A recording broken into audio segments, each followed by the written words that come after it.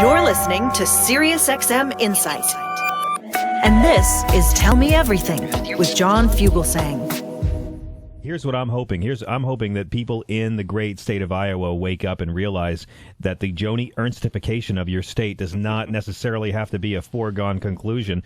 My friends, I grew up loving Gary Kroeger on SNL, a terrific comic. I used to love when he and Julie Louis-Dreyfus did Donnie and Marie together. And now, as we've reported on this show before, he is actually running for Congress for the 1st District of Iowa in the great state as a Democrat. And it's really, really always a pleasure to welcome candidate Gary Kroeger back to SiriusXM Insight. Hello, sir.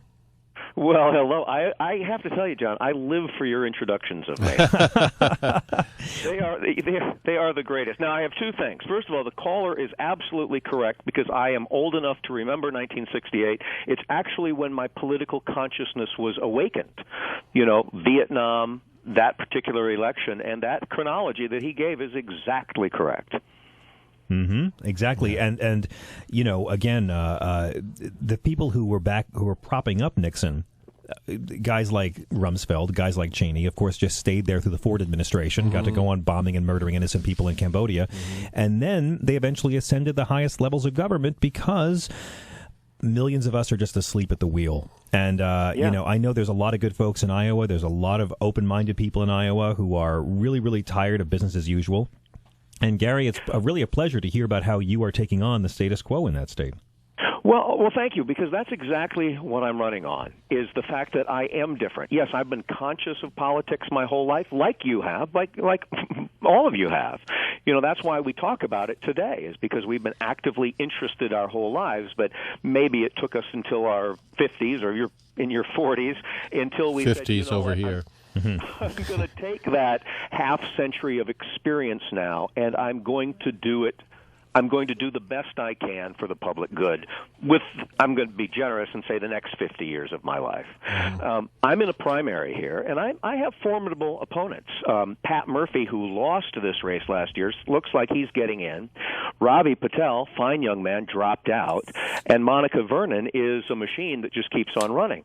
But I must say, to your point, they are the status quo Democrats.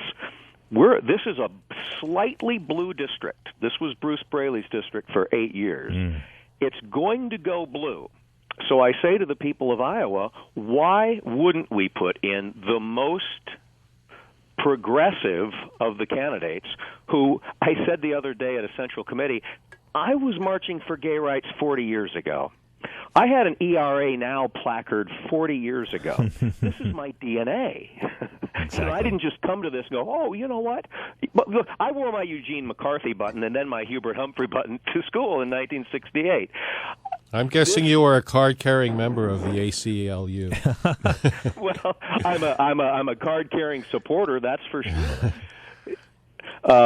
You know, these issues haven't really changed. But what happens, to your point again, is that we become complacent. We allow things to happen. We let the tough guys win too often. We let rationality, common sense, and education fall by the wayside. Well, exactly. And, you know, I'm not like here saying rah-rah liberals all the time, but I will say that liberals are the ones, historically, who've been right about everything.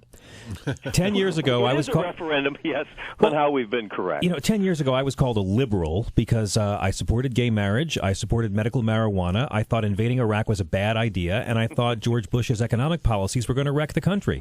I was not a liberal. I was prematurely mainstream. And I think that there's a lot of people, you know, let's not forget Barack Obama's president because of the primary voters in the great state of Iowa who realized that Hillary Clinton wasn't a foregone conclusion and gave it to him.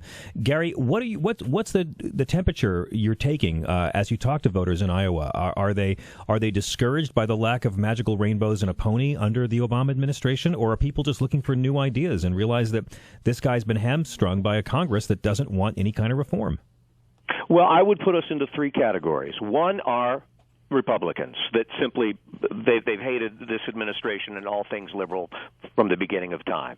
The others are those in the middle who some of them are discouraged and they were hoping for more.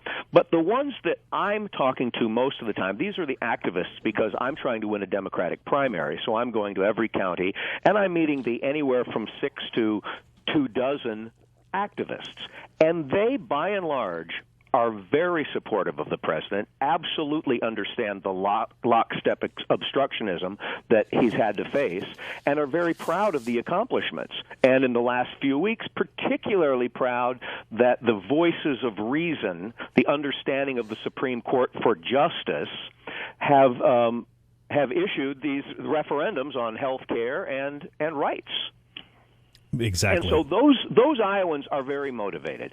And those are the ones that I'm trying to win to say, we want Gary Kroeger, a true lifelong progressive, who not only has embraced these ideas his whole life, he has the ability now to move them forward. For example, a lot of people are saying, hey, okay, let go of gay marriage. We won. Well, no. We haven't won. Justice prevailed. Common sense prevailed. But we haven't won this because an equal and opposite counterreaction already has arisen. Oh, yes, it has, Gary. You're right. In 2009, the Iowa Supreme Court struck down the Defense of Marriage Act, simply saying we cannot put language into our Constitution, a document of freedom, that actually discriminates against people. That is unfair. But what happened then? The counterreaction threw 3 of those judges out for having made the correct decision. So we can never rest on this laurel and say, hey, okay, let's move on now to, other economic issues. Sam Brownback just signed an executive order supposedly protecting religious people from having to not discriminate against gay people. Meaning protecting Christians from having to actually act like Christians. Exactly. Exactly. Yeah, right. So but then again, gentlemen, this is why I'm doing this. We can never... The mission of progressivism is to continually be progressive. We can't just say, okay, we were progressive, now it's over. We always have to keep fighting this. This is why I like being a progressive Democrat. All of these issues are always relevant. People have said to me, well, Kroeger, pick your economic issue. Is it affordable education? Is it expanding the middle class?